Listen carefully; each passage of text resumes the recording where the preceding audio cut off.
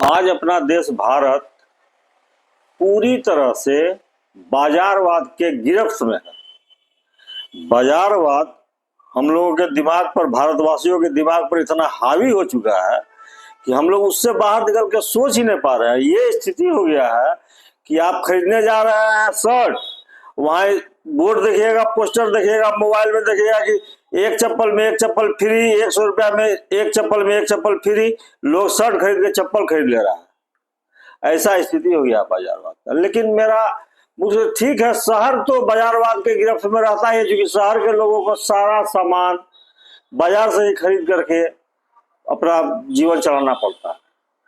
शुरू शुरू में जब शहरीकरण का दौर चला तो गांव से लोग शहर आते थे, तो वो अपना गांव से सारा खाने पीने का, राशन का सामान शहर ले आते थे, उसी को बनाते थे, उसी को खाते थे, बाजार से बहुत कम सामान खरीदते थे। लेकिन बाजारवाद का गांवों पर भी बहुत ज्यादा असर पड़ चुका है। पूरा ग्रामीण परिवेश हमारा भी बाजारवाद के गिरफ्त में जा चुका है।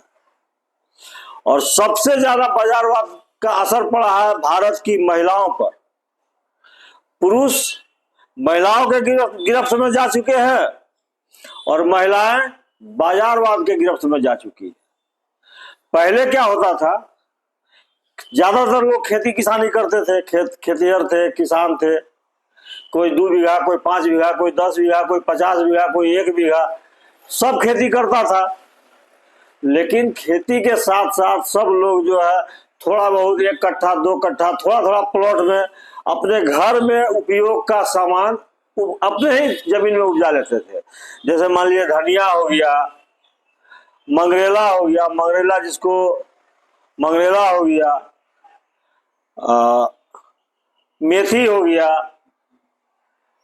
हल्दी हो गया, ये सब सामान, सौंफ हो गया, ये सब अपने घर में ही पीछे में बाड़ी में थोड़ा थोड़ा सब कोई लगा लेते थे। और ये सब उसको बाजार से खरीदना नहीं पड़ता था।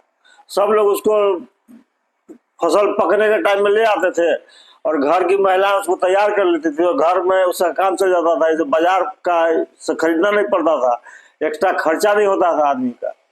अब पहले लोग, जो भी आदमी किसानी खेती करता था, वो सब आदमी, जैसे मान लीजिए आज हम बिहार के पूर्णिया जिला से है, जिसको सीमांचल क्षेत्र बोलते हैं। आज मेरे यहाँ मकई का खेती पूरा होता है। पूरा हिंदुस्तान में सबसे बड़ा गुलाबाग का मंडी है, सबसे ज्यादा मकई का खेती मेरे यहाँ होता है। लेकिन कैसा होता है आप देखिए, लोग 10-10 बीघा, 50-50 बीघा, 100-100 बीघा में लोग मक्का का खेती कर रहे हैं। लेकिन वो ऐसा नहीं होता कि 1 बीघा 2 बीघा में गेहूं भी लगा लिए अपने खाने के लिए। क्यों लगाना छोड़ दिए हैं? क्यों लगाना छोड़ दिए? उसका मुख्य कारण है घर की महिलाएं। अब गेहूं को न कोई फटकता है, न कोई सुखाता है, न कोई धोता है, न कोई उसको पसारता है।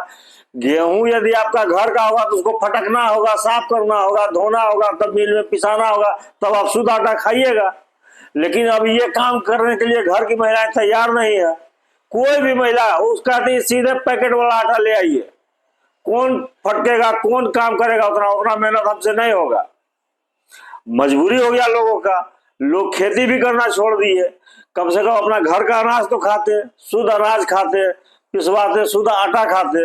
अब सारा लोग को गेहूं भी इस प्रकार से, जैसे छोटा छोटा मसाला बोले, धनिया, मेथी, जीरा, मंगरेला, सौंफ, ये सब अपने घर में उपजा लेते थे। लहसुन, हल्दी, ये सब उसी प्रकार खाने के लिए गेहूं और चावल भी उपजा लेते थे।